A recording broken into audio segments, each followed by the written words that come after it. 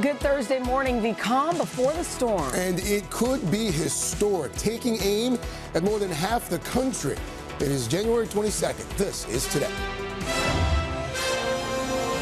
Batten down the hatches. A massive winter weather system set to wreak havoc from Texas all the way to New England. More than a foot of snow expected in some areas.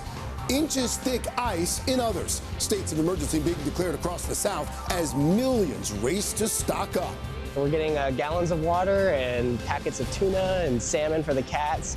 We've got complete coverage, including the timing and Al's full forecast straight ahead. Breaking overnight, center stage. President Trump unveiling his controversial board of peace to rebuild Gaza and tackle other global conflicts. This board has the chance to be one of the most consequential bodies ever created. That signing ceremony in Davos coming just hours after the president announced a deal is in the works on America's future in Greenland. But what could the U.S. really gain? A live report from Switzerland. Acquitted. We, the jury, find defendant Adrian Gonzalez not guilty.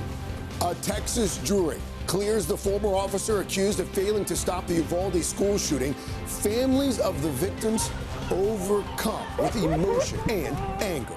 The message is clear. If you're an officer, you don't have to do anything. The intense overnight reaction from both sides in a live report. In contempt, a House committee votes to punish the Clintons for defying subpoenas in the Jeffrey Epstein investigation. Regardless of who is in the Epstein files, regardless of what party they are, the truth should come out. Just ahead, the key Democrats joining the Republican-led push. And what's next for the former president and Secretary of State? Legal battle. A key hearing set to decide the fate of Blake Lively's multi-million-dollar lawsuit against her. It ends with Us co-star. The back and forth only intensifying after those unsealed text messages between the actress and Taylor Swift.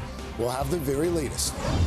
Those stories, plus fly me to the moon. So what do you think? The Artemis II rocket on the launch pad ahead of a historic mission. More than 50 years in the making. The things that inspired me happened right here in this room, and I think it's really special that we're going back to the moon from this same spot. Al's inspiring sit-down with the crew ready to take the next giant leap. I think humanity deserves it. We deserve a win. Today, Thursday, January 22nd, 2026.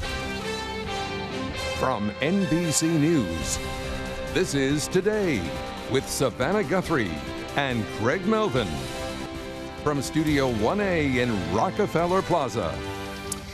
And a very good morning to you. Welcome to Today. Thank you so much for starting your Thursday with us. That was a beautiful skyline. It is going to look a lot different in a few days. Chanel Jones in early for Savannah once again. Good morning. We want to get right to that major winter storm set to affect a huge portion of the country. Nearly 130 million people are under winter alerts from the southwest to the northeast. So here's the very latest on how it's expected to play out. The storm will develop late tomorrow along the southern plains, making its way to New England and moving off the coast by Monday. So a days-long event of heavy snow, dangerous ice, and frigid temperatures. Up to 18 inches of snow and possibly more could fall in some areas that are still digging out from the last round of winter weather. As we said, several states have already declared states of emergency in anticipation of what's to come. And we're seeing supplies flying off the shelves. We've got it all covered for you this morning, including Al's all-important forecast. But we'll start with NBC's Ryan Chandler. Ryan is in Dallas, Texas, where folks could see a treacherous mix of snow, ice, sleet, also wind chills well below zero there in Dallas, too. Right, Ryan?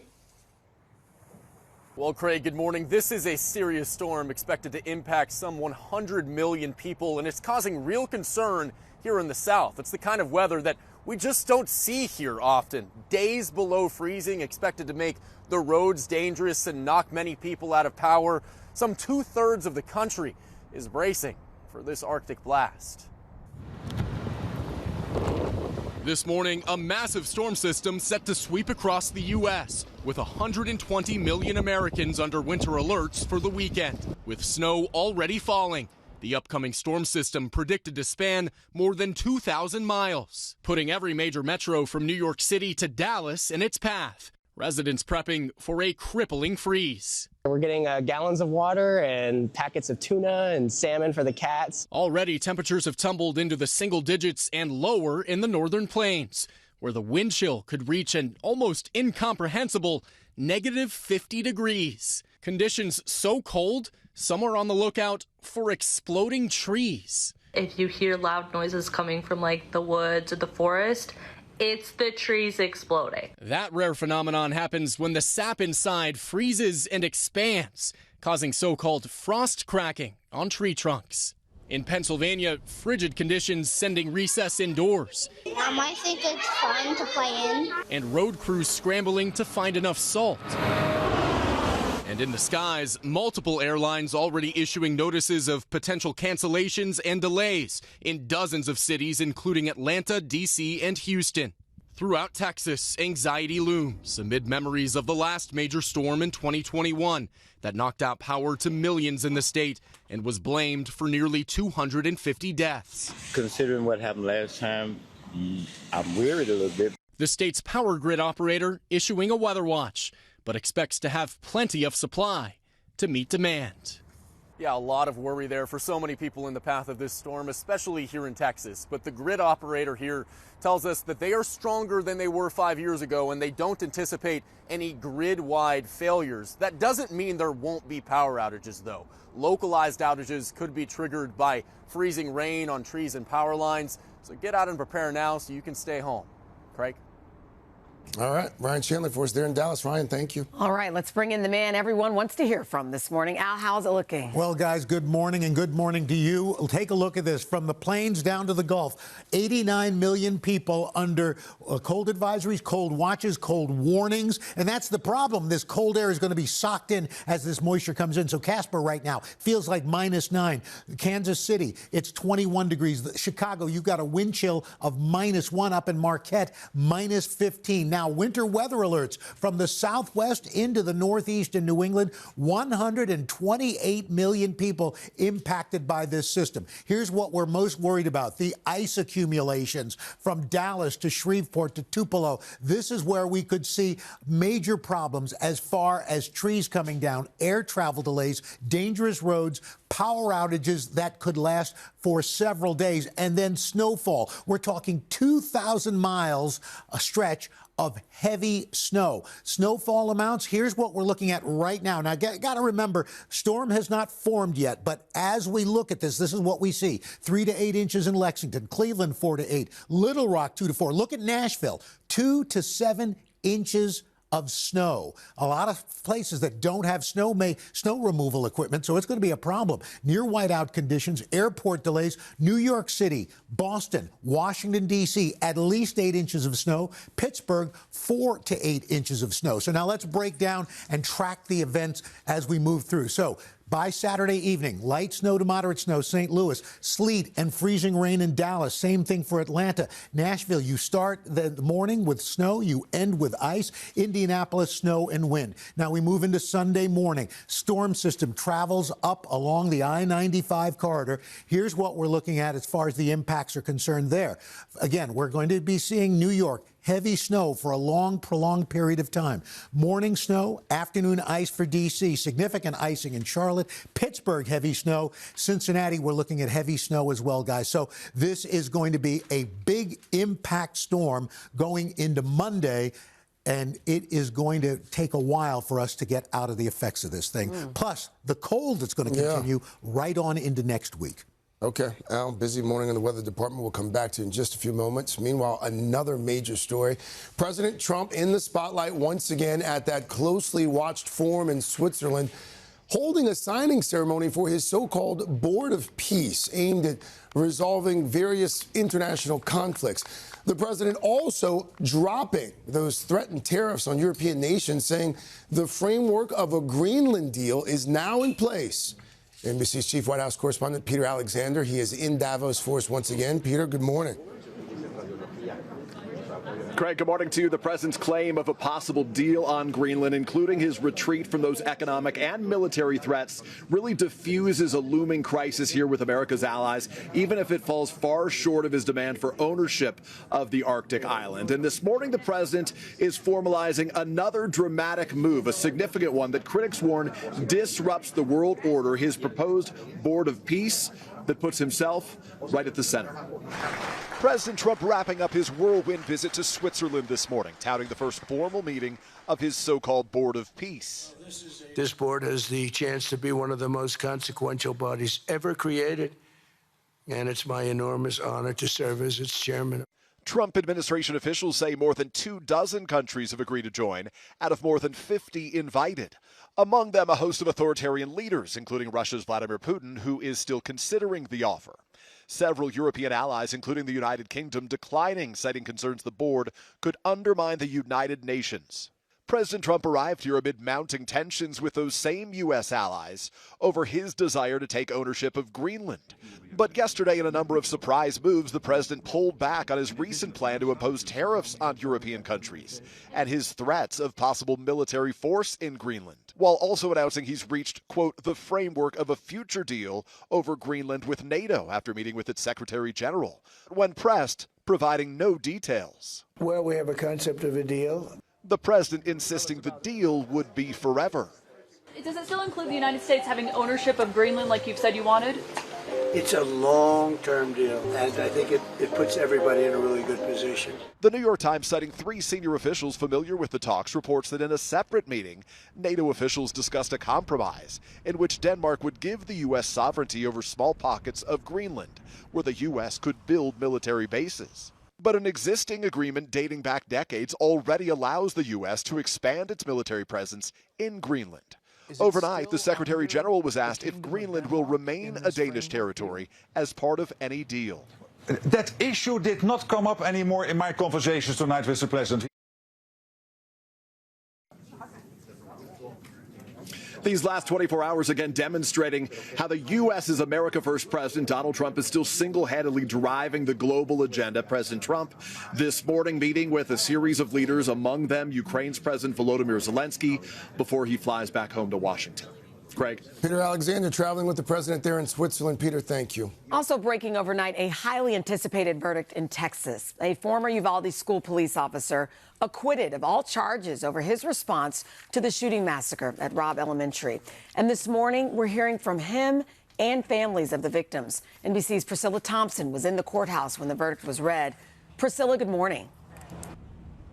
Yeah, Chanel, good morning. It took the jury 7 hours of deliberations to come back with that not guilty verdict for former officer Adrian Gonzalez. He was charged with 29 counts of child endangerment, 1 count for each of the 19 children who died on that day, and 10 others for those who survived.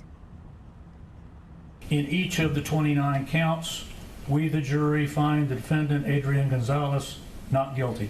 Overnight, a surprisingly swift verdict for Uvalde Schools police officer Adrian Gonzalez. After just 7 hours of deliberations, the jury finding him not guilty on all 29 counts of child abandonment or endangerment. Gonzalez, the first officer on the scene of the horrific 2022 mass shooting at Robb Elementary School, had been accused of not engaging the shooter. He did not take the stand in his own defense, speaking for the first time after the verdict. Thank you for the jury for considering all the evidence and making that verdict. The verdict comes nearly 4 years after one of the deadliest school shootings in U.S. history, when a teenage gunman killed 19 students and 2 teachers. Victims' families emotional and angry about the decision. What message did this jury send with this not guilty? Yeah, children don't matter. I mean, that's it. That cops matter more than children. The message is clear. If you're an officer, you don't have to do anything. The 2-week trial was held outside of Uvalde after the defense argued Gonzalez was unlikely to receive a fair trial in the town.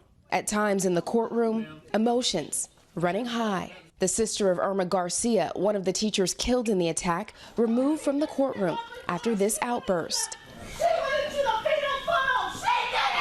A Justice Department report on the shooting found cascading failures among the 376 officers on the scene that day, but only Gonzalez and one other officer were charged criminally. Historically, in the United States, we have not held law enforcement officers responsible for failing to prevent crime, and in particular, for failing to prevent crimes like murder or intentional killings. And the only other officer charged in law enforcement's botched response was former Uvalde Schools Police Chief Pete Arredondo. His trial date has not yet been set. Chanel? All right, Priscilla, thank you.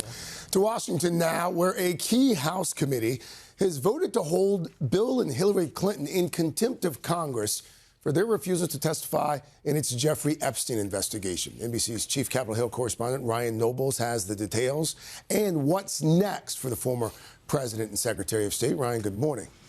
Hey, Craig, good morning. The Clintons were given multiple opportunities to find a way to comply with the subpoena, but it wasn't enough for the Oversight Committee. The bipartisan vote will now go to the House floor with the potential of a criminal indictment in their near future. Former President Bill Clinton and former Secretary of State Hillary Clinton are now on the verge of a major legal battle. The motion to reconsider is laid on the table. Both Republicans and Democrats voting to hold the pair in contempt of Congress for failing to appear for a deposition as part of an investigation into the actions of convicted sex offender Jeffrey Epstein. The Clintons' testimony is critical to understanding Epstein's sex trafficking network and the ways he sought to curry favor and influence to shield himself from scrutiny. The Clintons have not been accused of any specific wrongdoing and said they have nothing of substance to offer the committee. But Bill Clinton's name and picture have repeatedly popped up in the slow release of the files. And even some Democrats believe the couple should appear to answer questions. I do think it's important that we say unequivocally that regardless of who is in the Epstein files, regardless of what party they are, the truth should come out. The next stage would be a full vote of the House, which could lead to a prosecution by the Department of Justice. But Chairman James Comer said there is still time for them to comply. Is there still an opportunity for the Clintons to negotiate some sort of satisfaction of the subpoena, even though you've taken this step with contempt? There's always an opportunity. The contempt vote comes as the House prepares to hear from former special counsel Jack Smith, who is set to testify in an open hearing on his attempts to prosecute President Trump for his alleged efforts to overturn the 2020 election and mishandling of classified documents at Mar-a-Lago. Republicans have accused Smith of being part of an effort to weaponize the DOJ against Trump for political reasons.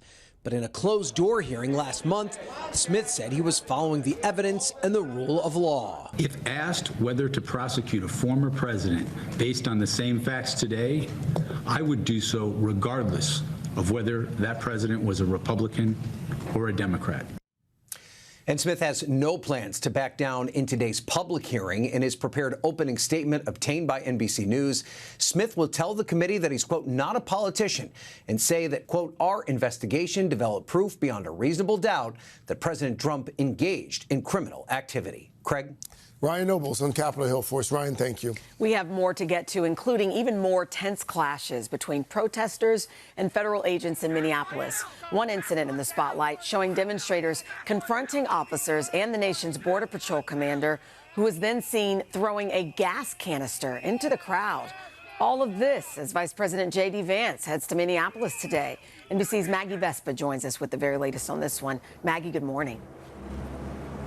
Chanel, good morning. The vice president traveling here today to meet with ICE officers and, quote, reinforce the White House's unwavering support. That's according to a White House official. And it comes, as you point out, as tensions soar here on the ground. One of the latest clashes involving one of the most prominent figures in the Trump administration's immigration crackdown. That is Border Patrol commander right there, Gregory Bavino, throwing a canister into an angry crowd of protesters yesterday after warning those protesters multiple times that it was gas. Now, DHS says this all started because officers, including Bavino, were going gas station to gas station in the area, trying to use a bathroom that they kept getting turned away, the agency said, and that a group of protesters, in their words, started to stalk them. They say a clash happened and the situation devolved to that.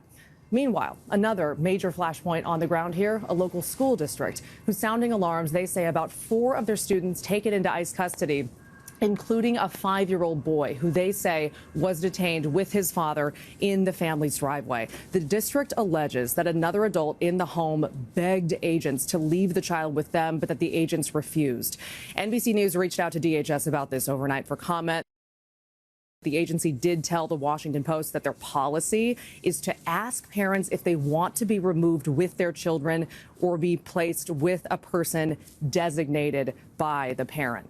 And all of this comes as the administration now appears to be, or is, expanding their immigration operations to the state of Maine, calling that one Operation Catch of the Day, and stressing there, like they have done here in Minneapolis, that they're apprehending, in their words, the worst of the worst criminals. Guys. All right, Maggie, thank you. All right, back to the weather now and the rest of Mr. Roker's forecast. Well, guys, out west, things are looking pretty nice. Mild highs, a few scattered showers in central and southern California, Pacific Northwest looking good. That dangerous cold continues, and that's going to continue to really sock much of the country as we move on into next week. But we're going to get to your local forecast in the next 30 seconds. Everybody doubted us at the beginning of the year. We didn't make it this far, not to lay it on the line. We're back 7:30 with the culmination of a wildly successful season for Indiana Hoosier star Fernando Mendoza, the quarterback, following up his Heisman Trophy with the school's very first college football national championship a few days ago. And tomorrow, Mr. Mendoza himself will bring a celebration right here, live to Studio 1A. Carson, we're bringing him in so you can petition him directly to go to your Raiders. Well, he's going to go to the Raiders. He's the first pick. They're going to take him for sure. He's, they say, a generational talent. Let's just hope they can protect him, but it'll be great to meet him tomorrow. That's great. The most important part was the second part you said. Hope they can protect him. Yeah, they're going to do that. Guys, meanwhile, we got a busy half hour ahead. We're going to start with the newest chapter in the It Ends With Us legal saga. Yeah, we're learning more from newly unsealed text messages between Blake Lively and her superstar friend Taylor Swift, giving us a glimpse into their friendship and also a glimpse of their take on the case as well ahead of a key hearing today. NBC's Stephanie Gosk is here with more. Steph, good morning. Hey, guys, good morning. I spoke with one of Blake Lively's attorneys last night. She says her team is committed to going to trial, and today is the last hearing before this case is potentially heard by a jury. Blake Lively and Justin Baldoni's high-profile case is back in court today. The actor and director of It Ends With Us looking to get the sexual harassment lawsuit Lively filed against him thrown out. The 2024 lawsuit accuses Baldoni of sexual harassment on set, as well as retaliation against Lively for raising issues with his behavior. Baldoni denies the allegations, previously calling them completely false and outrageous, while Lively's legal team is fighting to go to trial. This case is about something even larger than the case itself. It's really about a woman trying to protect herself and others in the workplace. The judge in the case unsealing court documents this week, including never-before-seen text messages between Lively and her friend Taylor Swift. According to the filing, Lively met with Swift and Baldoni and asked the pop star to review script changes in 2023. Will you please get down from there? I'm good, thanks. Lively hoping her friend Swift would defend her version of the rooftop scene. Later, texting Swift, "You were so epically heroic today. This clown falling for all of it. You are the world's absolute greatest friend ever." And the documents show Lively and her husband Ryan Reynolds reaching out to other famous friends to support her script, including Matt Damon and Ben Affleck. Lively calling Baldoni a, quote, chaotic clown director in an email to Affleck, and asking for the thoughts of the star and his then-wife, Jennifer Lopez, on the script. Also included in the unsealed documents, Lively's deposition, where she describes multiple moments that she says constitute sexual harassment on set, including discussions about pornography and orgasms, telling Baldoni's attorneys, "My intention was to have a creative discussion about the sex scenes, and they made a surprising and really disturbing departure into personal conversations." So what else could we see in a trial? Yeah, well, I mean, remember, this happened on a movie set. So there's a lot of video out there, and the jury is going to have a chance to see potentially some of these interactions back and forth on video. We have not seen that video yet, so that could certainly come out. We reached out to Justin Baldoni's team as well, and they did not have any further comment on this case. And there's no chance this just goes away. They just settle and move on with their lives. It seems like Blake Lively's team is committed to going to trial. So unless over the course of this hearing today, the judge says, we're gonna toss it out, it's going to trial. All right, we'll see. All right, thank you, Steph. Thanks, Steph. Coming up, a packed pop star, including 2 big celebrity weddings, and how one star says he nearly ruined one of them. Okay. Then Brian Chung is standing by with some tips and some tricks to help us all prepare for that major snow and ice storm that is about to grip more than half the country. Hey, B. Chung. Hey, good morning, team. It is indeed going to be very cold. We'll give you all the tips and tricks to make sure that your home, your car, and everything else is heated ahead of what could be a massive storm. We'll have all of that on the other side right here on Today. Hey, is it cold out? Really cold. Scary cold? I don't know. What's your definition of scary cold?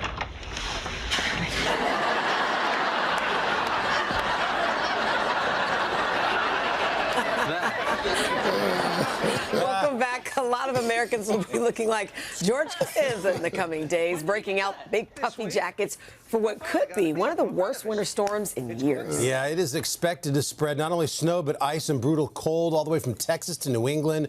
And there's a few things that you could do today, take some steps to prepare for it. ABC's Brian Chung is here, sans puffy coat. I did leave it at home. I left the big puffy in. He's got everything we need to know. I think Al made a really good point earlier in the broadcast. I mean, the thing about this particular storm, a lot of folks who don't usually experience winter weather, period, they're going to get hammered. Yeah. What should people be doing right now, especially in those areas, to prepare their homes? Yeah, and they might not be thinking about this that often because it usually doesn't get that cold. But the first thing to do is make sure that your home is as efficiently heated as possible, starting off with making sure that you clean your heating system. There are a lot of those ducts that could get clogged up. Make sure you clean your furnace. Actually, a good advisory is to do that at least once a year. Cover your windows, seal your drafts, and also close the fireplace damper. Ironically, that's the place where you could lose a lot of heat in your home if you're not using it to actually light a fire. Make sure that it's closed because a lot of heat can escape through there. Let's talk about money now. Heating costs are up nearly 10% this year. How can you keep those costs down? Yeah, one estimate that the average American family is going to spend almost $1,000 across this winter just to heat your home. So again, efficiency is key here. So a few other points on that front. First off, turn on your humidifiers. Believe it or not, the Department of Energy says that if you have, and Con Edison say that if you have humidifiers turned on, it actually does a better job at dispersing heat throughout your house. Secondly, cook at home. If you're going to be snowed inside anyway as you're baking, you're going to get a lot of that heat coming from the oven anyway. And lastly, don't rely on space heaters. It's actually a relatively inefficient way to use, to heat your home because it's so expensive compared to a regular heating system. Think of space heaters as more of a backup. We're used to winterizing our pipes here. We know how to do that. But for some people in some states who aren't used to that, with the cold can be brutal in pipes. What do they do? Yeah, making sure that those pipes don't freeze over is really key in a moment like this. First off, check your attics, basements, and also your garages. Those tend to be the most vulnerable places when it comes to those exposed pipes. Make sure that you insulate them if you have the opportunity to do so. Also, drain your hoses, close your inside valves, keep the water running even in some cases if there are those exposed pipes that tend to be an issue, even if it's just a little bit of a trickle of water. And then lastly, if you do end up with a frozen pipe, try to thaw them out using warm towels that you dipped in hot and warm water. That's giving me a good way to kind of make sure that those pipes can thaw out without also cracking. All right, we've talked about our houses. Let's talk about cars for a moment. What should we be doing there to get ready? Yeah, if your car's parked outside and you're thinking about 9-10 inches, it can get pretty nasty. First off, you want to make sure that you're checking your tire pressure. When it does get really cold and snowy outside, that tends to be an issue for a lot of cars. Fill up your tanks as well, but other things to do, winter tires, snow chains in the areas where it's really going to get snowy. Check your antifreeze levels so that your obviously windshields don't get frosted up in the morning, and then add ice repellent to the windshield. Last thing is that some people have debates over whether or not to put the windshield wipers up or down. I think it kind of depends on what your preference is. I tend to keep them up so that you don't have to worry about it icing over, but some people worry about them snapping back and maybe even cracking the window, so that's kind of something. By the way, can I say one thing about pets? Yeah. Okay. We have a 20-pound cockapoo, and I thought because he has the fur coat, he's good outside in the cold. They're not. You got to be careful with the pets outside. They shouldn't be out there very long. Yeah, you think they're okay. Good advice. Yeah. Yep, give them booties. And by the way, also to that point, if you're using the pellets to melt the snow, make sure you're buying the pellets. One. Correct. Right. That's a good one. That's a good one, too. Yeah. Mr. Chung, thank you. Thanks, Brian. What's it like in Miami? Yeah. Oh, by the way, if you happen to drive an electric vehicle, an EV, remember, when it's really this cold, the mileage really starts to shrink. So you got to make sure you've got enough of a charge to get to where you're going to be going. Persistent low over eastern Canada. This is a straight shot from the Arctic Ocean right down into the United States. And so we've got 89 million people from Bismarck, Burlington, down to Laredo under cold advisories, cold warnings. Daytime highs today, it's going to only feel like 18 in Watertown, 8 in Chicago, minus 24 in Fargo. New York City is going to feel like 36. Let's go and look at tonight. A wind chill in Sault Ste. Marie of minus 24, minus 33 in Chicago. Niagara Falls, slowly I turn, minus 13. And then those temperatures tomorrow, just as cold from Minneapolis to Boston down to Louisville. And it is going to stay brutally cold right on into early next week. Single digits in Burlington, teens and 20s into Canton, and the wind chills are going to be even worse as we make our way into early next week. And these temperatures are not going anywhere, folks. That's what's going on around the country. Here's what's happening in your neck of the woods. That's your weather. Now it's time for PSSP. All right, guys, the wait is almost over. We're getting a peek at actor Nicholas Galadzin's big screen spin in the upcoming live-action Masters of the Universe movie. Yesterday, Amazon MGM dropping a sneak peek at the trailer. Not long ago, when times were simpler, this was a healthy breakfast.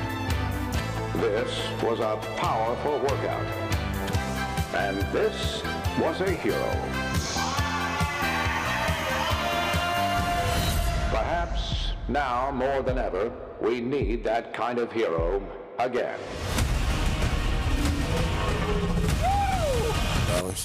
By the power of Grayskull, there He-Man is in the Masters of the Universe. A longer trailer is dropping today. We look forward to that. The movie's going to hit theaters in June. I mean, I'm rooting for Skeletor. No! Oh, what? Was that She-Ra on the side? Can't Maybe do that. not. The very first movie I ever saw in a theater. Was He-Man? Was He-Man. Yes. Oh, wow. All right. I am so Looking excited. forward to it. I see a JBH over there. Hi, guys. Okay, you're going to love this one. It's all about love and sweet second chances. But first, your local news. We are back. Jenna's at the breakfast table. Well, it does feel like you're at the breakfast table. There you go. Let's have some all right, shall we boost? Pancakes. Yeah. All right, you guys, Valentine's Day may still be a few weeks away, but it's going to be tough to top this romantic moment. Take a look at this sweet engagement between two longtime neighbors who decided to give romance a second chance after the passing of their beloved spouses. It's been just miraculous to get to know you, and what a terrific person you are.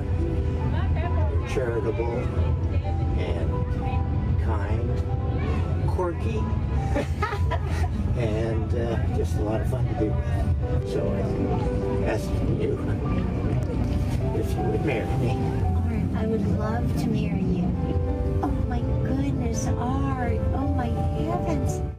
Oh, that's sweet. What's happening here? That's nice. Well, they got engaged. Okay. Well, this isn't a renewing of the vows. That was a first-time situation. So It's beautiful. second time at round. love I got for the it. two I got of it. them. I love them. Do y'all not like romance? Love it. I love it. I love that. That was a good one. Confused that Carson got a little confused. I was just trying to figure it all out, you know? I was trying to figure I heard, you know. It's the second time around. I get so it. They found I each love it. other, I think it's longtime beautiful. neighbors. It's never You know too what? late for love. I challenge you to do something as romantic with Siri Take as the that. challenge. Oh, it's impossible. I challenge you. If I called her quirky, I she'd challenge probably you. punch me. No. What? Is quirky okay? Are you taking on the challenge? What? I'll do whatever you want. What do I Something have to as do? romantic as that. Okay, I'll work on it. And I want to see it. What am I doing here? I want to see it for a Why boost. did I get attacked? I wasn't sure. I was trying to looking for a little morning clarity in the boost. That's all. I clarified. Guys, coming up in Pop Start, things will be crystal clear. It's a big morning in Hollywood. The Oscar nominations are going to be revealed. We'll have complete coverage. Our Oscar expert, Dave Carter, is going to help us out with that after the local news. I want to see this romantic. It's all fine. I want to see.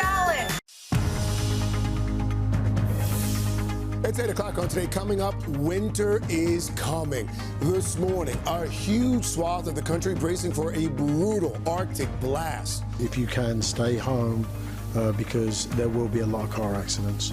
A massive storm set to deliver dangerous snow and ice and sending temperatures plummeting. Al's got everything you need to know. Then to the moon. Mr. Roker is going to take us inside that historic mission 50 years in the making. What do you hope to learn as part of this mission? This is a relay race. What we're really trying to learn is this spacecraft to get it ready to put boots on the moon on Artemis 3. An inspiring conversation about taking the next giant leap. Then the nominees are... What time is it? I don't remember that part. We're breaking down this morning's Oscar nominations in real time. Find out who made the cut and who got snubbed. All that plus SNL waiting to exhale. You don't deserve it. British Bake Off's Great Big Shakeup. I think it's underbaked. And can I buy a vow? Yeah, we have 2 A's, Vanna. Vanna announces a white wedding. It's all ahead today, Thursday, January 22nd, 2026. I'm turning 18 today. Love you, Aunt Sally. Good morning to our 4 boys. Back in Columbia, Missouri. Shout out to Gresham, Oregon. Celebrating 70 in New York City. From Gardendale, Alabama. Hi to my family in Michigan. Go Blue. Good morning to my 6 grandkids. In Ohio, Michigan, and Illinois. Grandma loves you. Hi, Arlo, Silas, and Leo. On our anniversary trip. My first time in the city. From West Palm Beach, Florida. And a very happy anniversary to you. Welcome back to Today on a Thursday morning. Thank you so much for joining us. Chanel is in for Savannah once again. But folks, guess what? Savannah's going to be back here in Studio 1A tomorrow. Yes, so speaking of our friend Savannah, we've given you glimpses of her recovery from vocal cord surgery these last couple of weeks. And tomorrow morning, Savannah will take us inside her journey, including the emotional moment when she heard her voice again for the first time. Let me tell you something. It is emotional because I think, and I've been through this before. In this business, you start to lose your voice, and it's like a slow drip, and it happens very slowly, and you don't even notice it. And so for our business, this is what we do. Yeah. And so when you haven't heard your voice in a while, and then you hear it again without the rasp, And by the way, you had the same surgery, and you came out on the other side, and I told her and Savannah can actually sing. We tease her, but she really can sing, so who knows? All right. Looking forward to having our friend back tomorrow, SG. We'll see you in a few hours. Right now, let's get to your news at 8 o'clock. We're going to start with that massive winter storm targeting more than 2/3 of the country.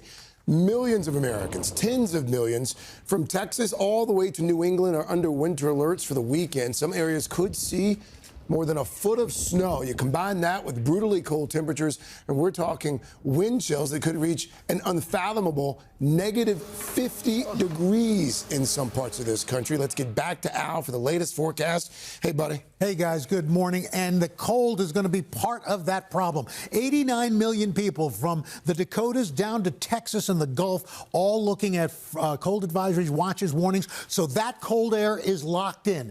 Add to that with a storm developing over the Rockies, and now so from the Southwest to New England, we're talking 128 million people under winter storm watches or winter storm warnings. Here's what we expect from this thing. First of all, the icing is going to be a major, major problem. From Dallas all the way to Norfolk, we're talking major air travel problems, road delays, extensive tree and power damage, and this is going to last for days. Snowfall, 2,000 miles of heavy snow from Oklahoma City to New York City. We're talking about snowfall amounts 4 to 6 in St. Louis, Lexington, Kentucky, up to 10 inches, Nashville 8. A lot of these places don't have major snow removal equipment. And then we move into the Northeast. We are talking about the I-95 corridor, 8 inches plus from Boston down to Washington, D.C. Roanoke could see a foot. Syracuse, at least 10 inches of snow. So here's what we're looking at as far as the impacts. Saturday night, St. Louis, moderate to light snow. We're looking Dallas, sleet and freezing freezing rain.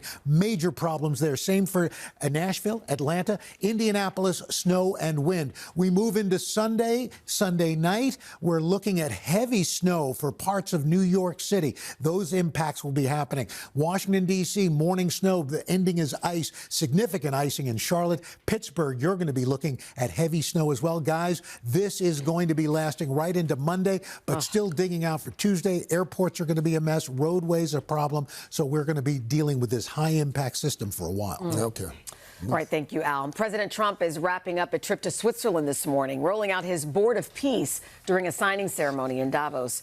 Meantime, the president is also dropping threatened tariffs on European nations, saying the framework of a Greenland deal is now in place. NBC's Peter Alexander is in Switzerland with the very latest. Peter, good morning. Chanel, good morning. The president's claim of a possible deal on Greenland, including his backing away from those economic and military threats, really diffuses a looming crisis with America's allies here. The president announcing the, quote, framework of a future deal over the Arctic island that has been Danish territory for centuries, but offering no details, saying he and NATO have, in his words, concepts of a deal. And in an interview that just wrapped up a short time ago, the president said, essentially, while it's being negotiated, this is still total access, as he described it. The New York Times report citing senior officials that NATO leaders discussed a possible compromise that would allow the U.S. to build additional military bases in Greenland. But it's important to note that an existing agreement dating back decades already allows the U.S. to expand its military presence there. And this morning, the president is also formalizing another dramatic move that critics warn could disrupt the world order. His proposed Board of Peace that puts him as its chairman. This board has the chance to be one of the most consequential bodies ever created. Once this board is completely formed, we can do pretty much whatever we want to do, and we'll do it in conjunction with the United Nations.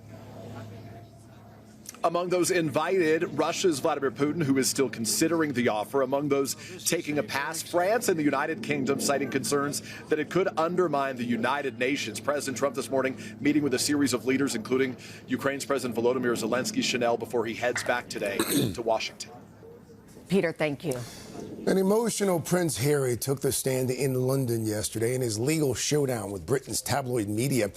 The royal is one of 7 high-profile figures suing the owners of the Daily Mail and Mail on Sunday. He's accusing them of using illegal methods like phone hacking to get details about his personal life for stories from 2001 to 2013. The trial is expected to last 2 months. Harry says he is not looking for a financial payout, but does want an apology and accountability. It reads like a Hollywood script. A former flight attendant is accused of posing as a commercial pilot and as a current flight attendant to take hundreds of free flights. Dallas Pekornik was arrested in Panama after being indicted on wire fraud charges. He pleaded not guilty following his extradition to the U.S. Officials say Pekornik used a fake airline employee ID to obtain tickets reserved for pilots and flight attendants on 3 different airlines. They say the scheme lasted for 4 years. It looks like he also took a lot of pictures of that as well. Living his best life for a while. God.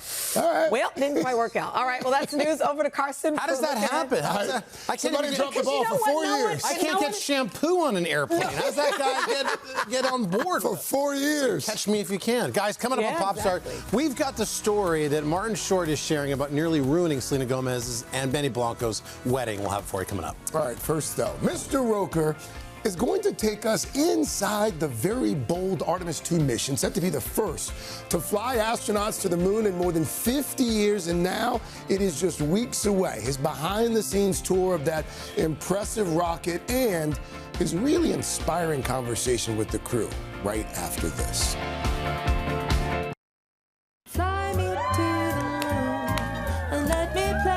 Welcome back. If all goes as planned, the world will watch in awe on February 6th as Artemis 2 embarks on a historic mission. That rocket is set to carry 4 astronauts to orbit the moon, a first in more than 50 years. And Mr. Roker spent the weekend at the Kennedy Space Center. You watched that massive rocket actually get into position. It is really amazing to see. I mean, no matter how you look at it on video, it is nothing like seeing it in person. The Artemis crew spending the last few months in simulations of every phase of flight, making sure they're all on the same page. And I got to tell you guys, seeing the rocket roll out, very special for them. Perched upon the historic launch pad 39B, the Artemis II rocket, the 322-foot-tall, 11 million-pound spacecraft, here after a nearly 12-hour, 4-mile slow roll from the Vehicle Assembly Building. So what do you think? Surreal, calm, serenity, beautiful. This crew on the cusp of a new era in space exploration. I'm NASA astronaut Reed Wiseman. I'm NASA astronaut Victor Glover. I'm NASA astronaut Christina Cook. I'm Canadian Space Agency astronaut Jeremy Hansen. We met the Artemis II crew in the suit-up room, the same space where Apollo-era astronauts like Armstrong, Aldrin, and Collins donned their spacesuits. The things that inspired me happened right here in this room, and I think it's really special that we're going back to the moon from this same spot. The four about to embark on a 10-day mission, breaking the bonds of gravity to be the first to get a close-up view of the lunar landscape in more than 50 years. What defines success for this mission? Success is boots on the moon in Artemis 3. Success is Artemis 100, whenever that is. The most powerful rocket ever built will lift off with about 8.8 million pounds of thrust. The ride to Earth's orbit, just 9 minutes. Then, after about a day of testing, the space explorers will begin a 4-day journey to the moon, completing a figure 8 around more than 200,000 miles from home. What do you hope to learn as part of this mission? This is a relay race. What we're really trying to learn is this spacecraft to get it ready to put boots on the moon on Artemis 3. The geologists have been working with us and training us, and there's things that they're interested in, and they want to see what our human eyes pick up. The flyby, taking the space explorers further than any human has gone before, where they'll set their sights on the dark side of the moon. We look up at the moon and we see that same side of the moon all the time with different lighting on it. So there is a possibility that we will see features in sunlight that have never been seen by human eyes. NASA Administrator Jared Isaacman believes the mission is the first step to a moon outpost, which will someday propel Americans to Mars. From the beginning of humankind, that people have looked up at the night sky and seen the stars and wonder what's out there. So I do think this is the greatest adventure in human history. Their journey to the moon will be in a capsule about the size of a minivan. You guys are going to be in tight quarters for 10 days. How do you prepare for that? We put a lot of emphasis on communication and being really open and honest with each other. We have a common assumption of good intent. And then we have an expectation that we'll just talk about it and bring it up and then get that kind of water under the bridge and move forward. After nearly 3 years together, the four are a family. But it's more than that. It can be found in the name they gave their ship, Integrity. Not only does integrity mean coming together, but it means when their intentions are matching their action. The symbolism of being in integrity during our entire mission is going to encourage us all to be our best selves. Hoping to set an example for the future. We've always looked at the moon and said, we've been there. For the Artemis generation, they're going to look at the moon now and go, we are there. It is a fundamental shift. It just gave me chills. They're going to look at it as a part of their legacy. That is powerful. The crew has a tagline, by all and for all. They really want the world to be inspired by this mission. NASA has some final preps, the important fueling tests in the weeks ahead that determine the launch date, which the first window is February 6th. Opening ceremonies. Oh, my goodness. The next launch date of the Olympics. Next launch date, February 8th. Super Bowl. Oh, my goodness. But they're really pulling for that one because that would mean they do get to see the dark side of the moon, which no human eyes have ever seen, close up live. It's really exciting. I don't want to jump ahead, but Artemis 3, as far as getting back on the moon, do they have any time frame for that? Do you know? Yeah, they feel good about it, but they want to get through past this. But what is most amazing is these folks give everybody inspiration. Yes. Give them hope at a time when we need something to pull us all together, not just here, but around the world. So this could not come at a better time. And they got that big America 250 emblazoned on those rockets. It couldn't be planned better. Imagine being in a minivan for 10 days with people? No. Imagine the four of us being in That's right. We might name the space capsule something else. Right. But by the way, the timing of the launch, we've been calling it Legendary February. Well played. There you go. Played, there you go. Great. By the way, Al, speaking of incredible journeys, this guy is about to mark 30 years on today. No spoilers. Love it. No spoilers, but next week we are going to celebrate that milestone anniversary in a very big way. We're going to look back at some of your most memorable moments to date. We're It'll gonna take have about 30 seconds. No. We've got some special surprises up our sleeve. Those are just the moments in color. We have the black and white moments also. We'll show some of those. And then we've got some of those those silver recordings from Marconi. Those are good. All right. All right. Best time of the morning. I can't wait for the 30th anniversary It's going to next be week. so fun. Savannah will be back. Yeah. It's gonna be what an incredible accessment. An American institution you are, sir. What is the 30th gift? 30 years. What is the gift? What is it? A day off, hopefully. Shut up. Plywood. It's very nice plywood. All right, let's get to Pop Start, guys. We're going to start with Vanna White. Go ahead and cue the music because we're starting today with a real white wedding. The Wheel of Fortune star just revealing she has tied the knot. Vanna sharing the news on Instagram that she's married longtime partner John Donaldson. According to People, the pair met back in 2012, and online, Vanna wrote, "Surprise, we got married. John and I have been in love for more than a decade, and a little while back, we wanted to make it official in a private ceremony. We're excited to share this new joyful chapter in our lives with all of you. So a big congrats going out to John. Great. Vanna, There's nobody sweeter than Vanna. And she's like an institution. Right. She's pride of Myrtle Beach, South Carolina. All right. Congrats to them. Speaking of weddings, up next, Martin Short. Last night, he stopped by Jimmy Kimmel and shared a funny story about how he nearly ruined a major moment on his Only Murders co-star Selena Gomez's big day. And there was a cake, a wedding cake by our section, but it was a small wedding cake. I just assumed that there was a wedding cake for each section in the back. Steve said he was going to leave, and I said, oh, wait, maybe I'd had a cocktail, I don't know. So I said, oh, Steve, you can't leave. I had a fork in my hand. You can't leave yet without a piece of wedding cake. And I cut the wedding cake one side, cut it the other, and then all the people in our group screamed, Marty! It was the wedding cake. Oh, my God. That is great. Oh, that's a great story. I could watch Martin Short tell stories all day long. Of He is course. hilarious. Totally. Oh, my gosh. He tried to fix it with the frosting. Well, no, a chef came out. Oh, the chef did it? Yeah, the chef did. Thank goodness. They did a little frosting. Yeah, you surgery. can't even see it there. All is well. Oh, Martin Short. Next up, SNL. This week's host, Teyana Taylor, going full Waiting to Exhale in the new SNL promo. Take a look. Andrew ate my eggplant parm I was saving. What? It's fine. He said it was by accident, but I had the perfect bite left, you know? So your so-called best friend ate your perfect bite. You're right. This is messed up. We go into his dressing room. Let's go. I didn't know we were changing. 732. 732 stupid bobbleheads in this room. I count like 5. Bernie, you don't deserve this. Oh, it's Ashley, but you're right. How's that for an Angela Bassett Wow, what a impression? transformation. After SNL shared Teyana's hilarious take on the 1995 movie Moment. That's right. She got the Golden Globe winner stamp of approval. Wow. Angela commenting on the video. I love this so much.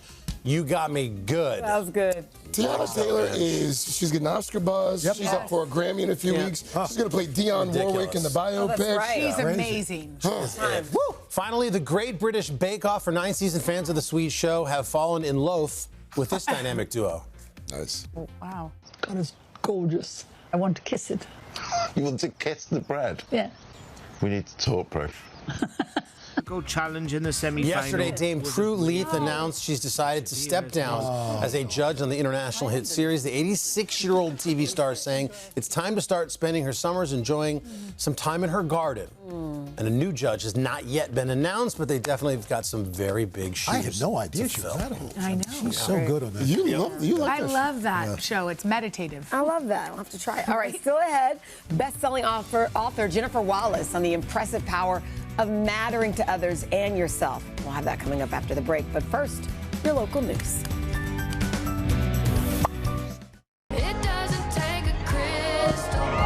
We are back at 8:30 on this Friday Eve, as Craig likes to say, and we have a terrific crowd. You're braving the cold, so thank you, each and every one of you, This is like a for hot spending your summer money with us. compared to what we're gonna get. That is true. foggy That is here. true compared to how it's been. Good morning, everybody.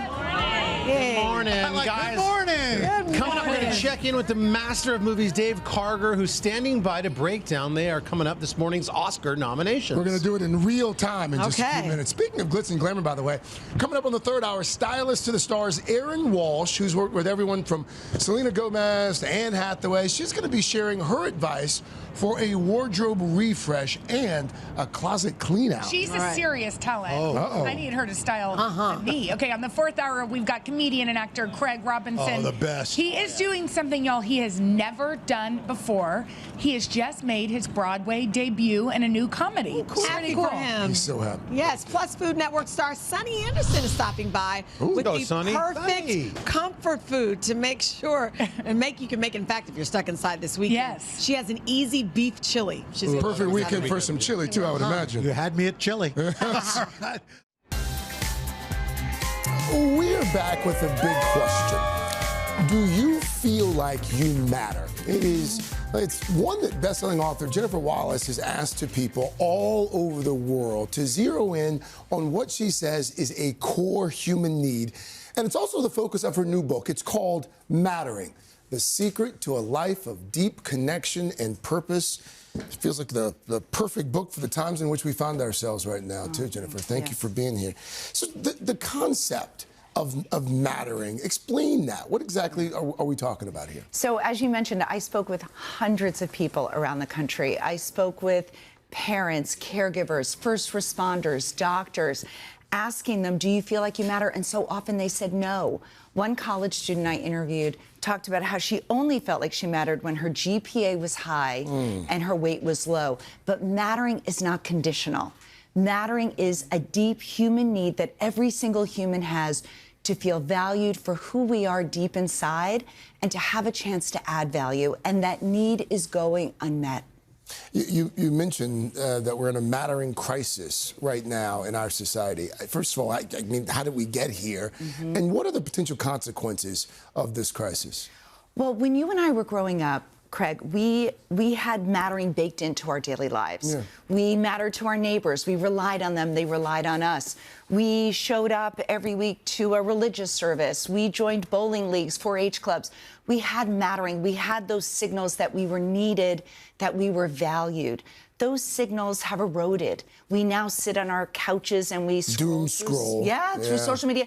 We keep in touch with our friends via text, but that is not what nourishes deep relationships. And it's certainly not what nourishes mattering. And we talk about things like anxiety, depression, disengagement at work, a lack of purpose. They all have a same root, which is mattering. So when we matter, when we feel valued and know how we add value, we show up to the world in positive ways. We connect, we contribute. But when we don't, we struggle and suffer. How do we go about doing that? How do we make sure that we're mattering? Yes, I wrote a whole book on it, Craig. Literally. Here's what I love about mattering, is that it feels like a big idea, but it's really in the everyday of life that we want to know we matter. When I asked people, you know, when did you feel like you matter? It wasn't a toast at a milestone birthday or an award at work. It was the small moments. It was somebody remembering your birthday, saving you a seat at the table, connecting you to your impact. That's one of the ways, you know, we're so distracted as a culture where we have so much input and so much output being demanded of us that sometimes we just go through life on autopilot and we can miss the signals that we are making a difference. So one of the things I talk about in the book is really connecting to our impact, connecting to the ways that we are making a positive difference on others. And I do this small thing every night. I hate to journal because I'm a journalist. I write all day. It's terrible to say I don't like journaling, but I do this 30-second practice. Okay. I ask myself every night, when was one moment when I felt valued? Wow. And what was one small way that I added value today? Did I give advice to a friend? Did I let somebody merge in front of me in traffic? Did I help a neighbor? These are small ways we can connect to that mattering. And if we all did that, we would all realize how much we actually do matter. And probably not just to our loved ones as well, not just to the folks who live in our house. We need to matter not just to our loved ones, but to our colleagues, to strangers we meet on the street. We need to feel like the essential pieces of the puzzle of life. Jennifer, let me ask you this, though. Like when it comes to caregivers specifically, and that we're talking about, millions of people in this country who are taking care of it, but maybe it's an aging parent or child. Can you matter too much? Yes. So that's the thing. I have a whole chapter about this idea of being so essential to everyone else's needs, but your own needs never being prioritized. And that's not true mattering. True mattering is learning how to balance our own needs with the needs of others. This was something I struggled with, to be honest, as the parent of 3 children, working full time. But I do this small practice that I'd love to offer anybody who is going through this caregiving sort of overwhelm, as I call it. And every morning, as I brush my teeth, I think about what is one small need that I can feed for myself today so that I could show up as my best self for the people who depend on me. It might be that I need a 45-minute walk with a friend, or maybe I just need to sit in the cozy corner of my house and read my favorite book and take care of myself. But we all need to learn how to matter to ourselves. Jennifer Lawrence, New York Times bestselling writer. You've got another one right here. It's called Mattering. The book is called Mattering. It is out next Tuesday. To get your copy, you can head to today.com/books. Thank you. Thank you, Craig. Carson, you matter. A lot of good stuff there. Thank you. I might matter too much to some, but guys, coming up, we got our new Shop Today hot list. That's what matters. How are you going to handle this big winter's chill? We've got you prepared inside or out. Get your phone, get ready for that QR code. Some great deals, some real cool stuff on the way. But first, this is Today on NBC. All right, guys, we are back with our first hot list of the new year 2026, full of winter problem solvers to help you guys stay warm. You got to stay hydrated, stress-free. That would be nice. All until spring arrives in our guide. Shop Today lifestyle and fashion contributor Melissa Garcia is here, and this is what's important, that QR code right there.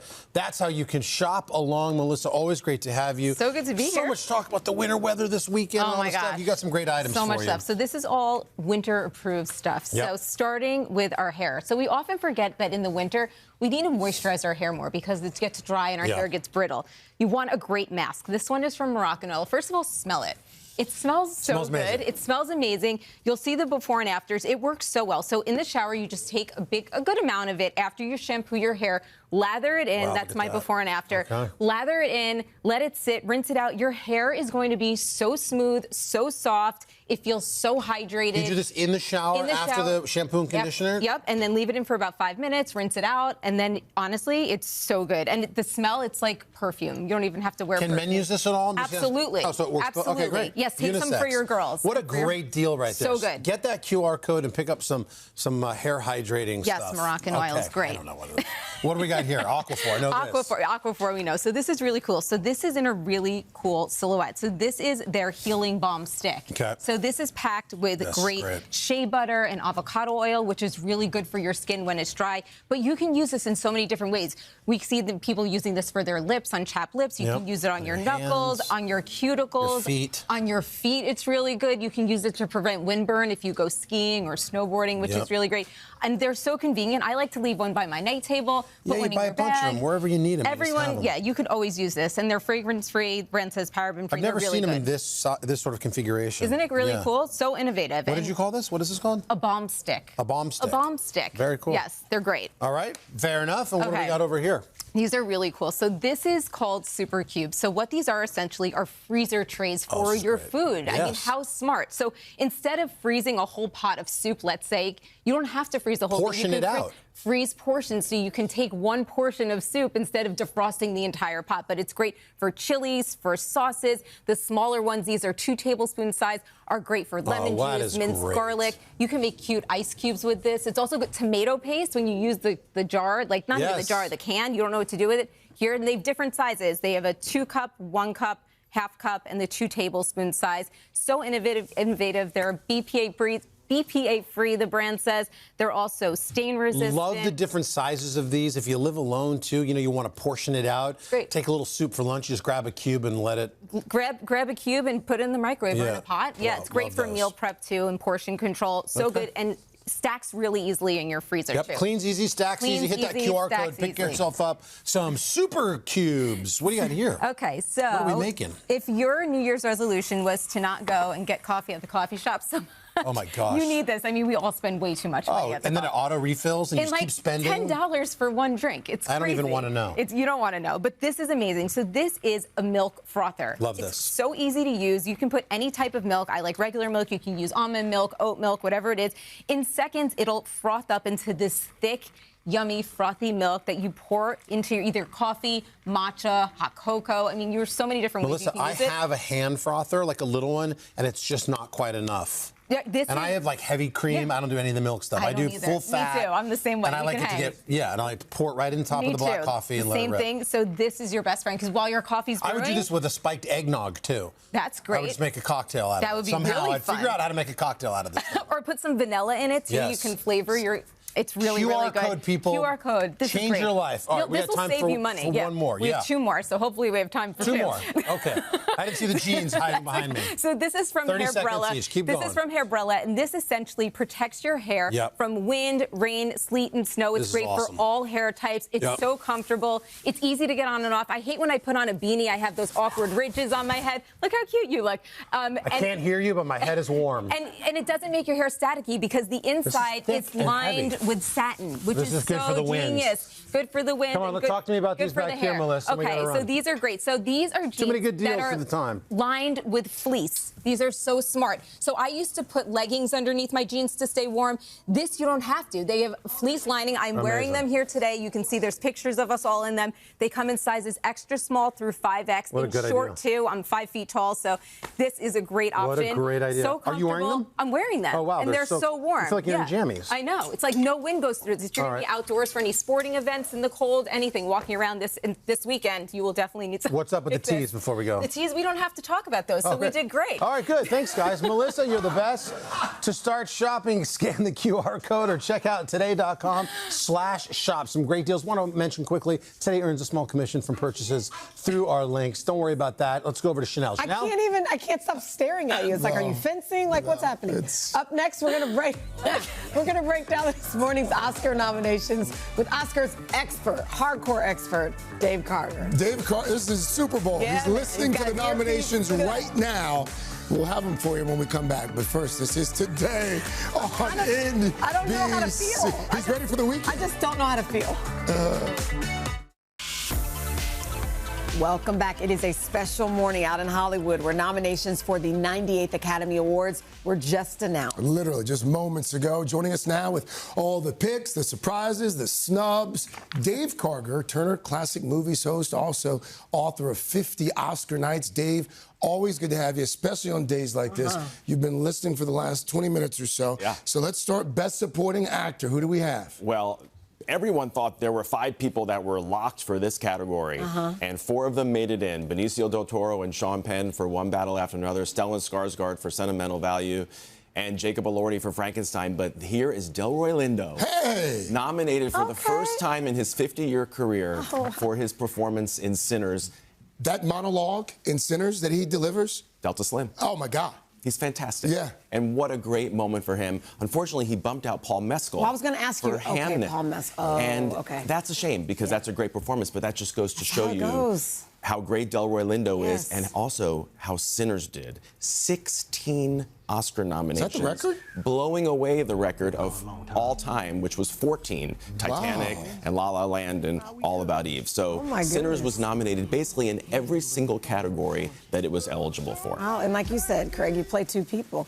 All right, Best Supporting Actress. Let's talk about that. Well, this one also had Sinners represented because Wunmi Mosaku was nominated, who plays the wife of Smoke, one of Michael B. Jordan's characters. Tiana Taylor. Tiana Taylor. I'm so glad she's in there, along with Amy Madigan, her first nomination in 40 years for Weapons, so great. And 2 of the actresses from Sentimental Value, a beautiful European film, Elle Fanning and Inga Ibsdottir Lilius. I'm really glad Sentimental Value did extremely well, and it's a beautiful film that I'd highly recommend. I mean, they're all so talented. Yeah. And I should say, no Ariana Grande there for Wicked. for Wicked. In fact, Wicked didn't get any nominations. For anything? No, including categories in which it won last year, like costume design and production design. 0. That's a miss. Let's go for Best Actor now. Who are we looking at here? Best Actor was a little bit more predictable. Timothy Chalamet for Marty Supreme, who I think you have to consider the front runner at this point. Yeah. Leonardo DiCaprio for One Battle After Another. 4 of the cast members from that movie were nominated. Ethan Hawke for Blue Moon. A terrific performance by him. He's responsible for 75% of the dialogue in the movie. Absolutely. Right. Like, he's in literally every scene. Yeah. Michael B. Jordan for Sinners. A huge eruption in the room when they announced his name, his first nomination ever. Great. And Wagner Moura for the Brazilian film The Secret Agent, which did extremely well. You know, this is one of those things where we're not desensitized to it. It's just as exciting every time we're rooting for these actors and actresses. They've been working so hard. Let's talk about Best Actress. Well, Jessie Buckley is the one to beat here for Hamnet. Although, as I say, I'm surprised that her co-star Paul Mescal wasn't nominated. It's kind of interesting to put him in there, to put her in there and not him. If there's a surprise here, it's Kate Hudson, who was kind of considered on the bubble for Song Sung Blue, although she gives a beautiful performance in the movie. And her inclusion meant that the person who was left out was Chase Infinity, who is the lead actress from One Battle After Another. She plays Leonardo DiCaprio's daughter.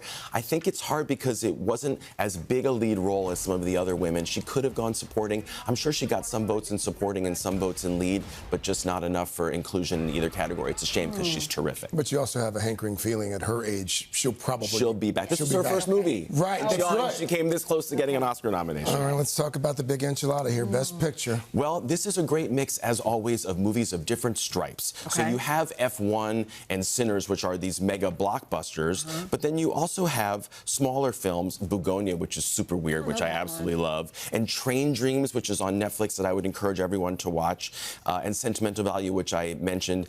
But I think it's going to be a race between One Battle After Another, which did extraordinarily well also. And as I said, Sinners, 16 nominations, obliterating the all-time record of 14. So I think this is pretty close. La La Land, All About Eve, and Titanic. Oh, wow. Sorry, I didn't mean to throw you a curveball No, it's okay. there, but you actually knew the answer, so there you go. So overall, I think the storylines, right? Sinners, what are some of the other storylines that people... Well, I think that what's interesting also is that you see some international films breaking into major categories. So Sentimental Value, which is a Brazilian film.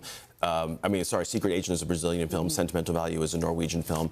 Up there with big American blockbusters. And I think that speaks to the fact that the Academy has become more of an international voting body. But I love the acting nominees because it's a great mix of newer faces. And then, again, you love a story like Delroy Lindo, where a guy who's 73 years old, acting for 5 decades, finally gets a first nomination. Give him his flowers. Yeah.